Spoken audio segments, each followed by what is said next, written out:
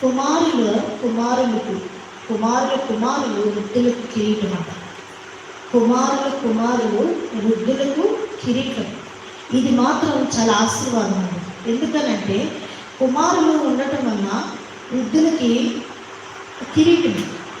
నేను ఆ విషయంలో నేను ఎందుకు ఈ మాట ఆశీర్వాదం అని అంటున్నానంటే, వాళ్ళ బలహీన సమయంలో కుమారులు దగ్గరుండి ప్రేమతో వాళ్ళని ఆదరించడం కానీ, వాళ్ళ హాస్పిటల్కి తీసుకెళ్ళడమే కానీ, వాళ్ళకి పరిచయం చేయడమే కానీ, వాళ్ళ ఆహార విషయంలో కానీ, ఇవన్నీ ఒక కుమారు యొక్క బాధ్యత. వాళ్ళు తీసుకోవాల్సిన ఆ బాధ్యత ఎంతో ఆశీర్వాదం. కొంతమంది కుమారులు ఉంటారండి, ఎవ మీద కొట్టేసి పారిపోయే వాళ్ళు ఉంటారు. బాధ్యత లేని కుమారులు ఉంటారు. తాగేసి తన్నని అడుగుతారు. దేవుడిచ్చిన ఆయుష్ని వ్యర్థంగా చేసి మధ్యకాలంలో తల్లిదండ్రులు ఉండగానే వీళ్ళు చనిపోతారు.